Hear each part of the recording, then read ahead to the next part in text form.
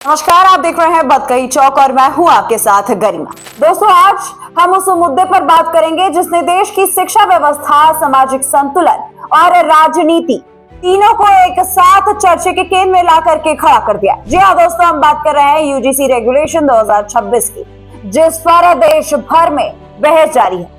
इसी को लेकर के हम आपको एक अपडेट भी दे दें कि अब यूजीसी रूल 2026 को लेकर के सुप्रीम कोर्ट की तरफ से अभी रोक लगा दी गई है। बीजेपी के वरिष्ठ नेता बृजभूषण शरण सिंह के बाद अब कलराज मिश्रा जैसे बड़े नामों का भी जिक्र इस बहस में जुड़ता दिखाई देने लगा। और सबसे बड़ा सवाल यहाँ उठने लगा कि क्या ये नियम सच में समानता लाएगा या समाज में नई रेखाएं खींच देगा।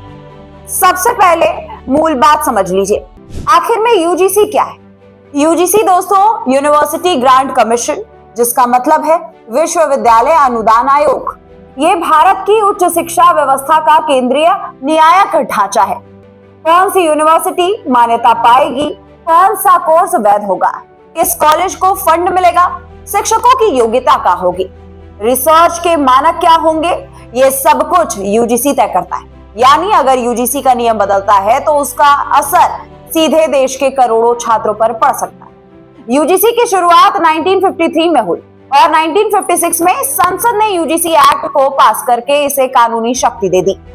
उस समय उद्देश्य बिल्कुल साफ था, पूरे देश में उच्च शिक्षा का स्तर एक जैसा हो, अवसर बढ़े और शिक्षा कुछ गिने चुने वर्गों तक सीमित ना रह जाए। लेकिन भारत का समाज विविध है, असमानताएं रही हैं और इन्हें संतुलन करने के लिए संविधान ने विशेष प्रावधान दिए। इसी सोच के तहत शिक्षा क्षेत्र में भी समय समय पर बदलाव किए जाने लगे। अब आते हैं 2026 के नियम पर। दोस्तों, सरकार का ये कहना था कि ये नियम विश्वविद्यालयों और कॉलेजों में भेदभाव रोकने, शिकायतों के समाधान और कमजोर वर्गों को सुरक्षा देने के लिए बनाया गया।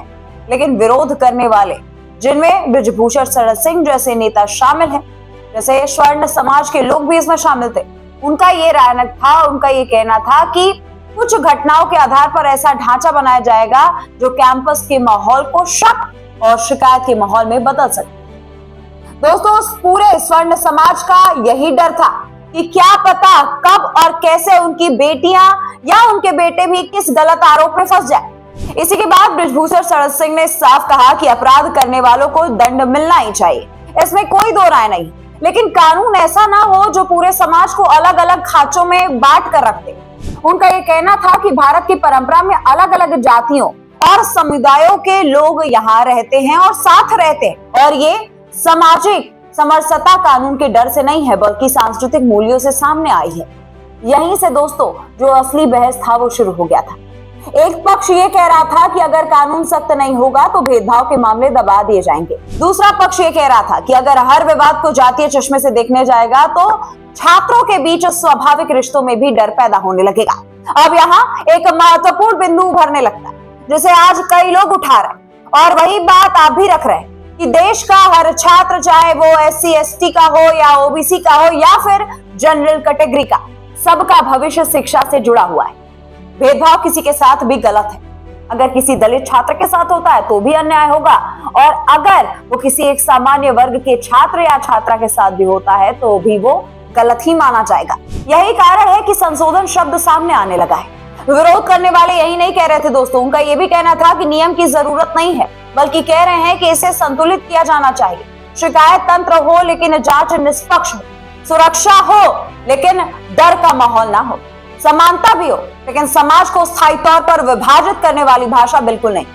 आज बड़ी संख्या में सामान्य वर्ग के छात्र भी यही कह रहे थे कि वे भेदभाव के खिलाफ है, लेकिन वे भी यही चाहते थे कि उन्हें संदेह की श्रेणी में रख करके ना देखा जाए। उनका तर्क यही था कि कैंपस दोस्ती, पढ़ाई और विकास की जगह है, ना कि किसी भी सामाजिक तनाव का मैदान। यहाँ सरकार के सामने चुनौती बहुत बड़ी थी। एक तरफ सामाजिक न्याय की जिम्मेदारी थी और दूसरी तरफ सामाजिक सौहार्द बनाए रखने की। अगर नियम बनाने से पहले व्यापक संवाद नहीं होगा तो विश्वविद्यालय प्रशासन, शिक्षक, छात्र, समाजशास्त्री सबकी राय नहीं ली जाएगी तो विवाद और ज्यादा बढ़ने लगेगा। जिसके बाद से हम आपको बता दें कि अभी तत्काल का हम आपको अपडेट बता दें कि 29 जनवरी को सुप्रीम कोर्ट की तरफ से यूजीसी रूल 2026 को लेकर के अपडेट सामने आ गई। सुप्रीम कोर्ट ने यह फैसला ले लिया है कि अब यूजीसी रूल 2026 का जो ये नया नियम आया था, इस पे रोक लगा दी गई है और जब तक नया रूल नहीं बन जाता या इसमें कोई और सुनवाई नहीं हो जाती, सुनवाई का डेट नहीं आ जाता, तब तक 2012 तक के जो रूल चल रहे थे वही यूजीसी के रूल अभी भी माने जाएंगे।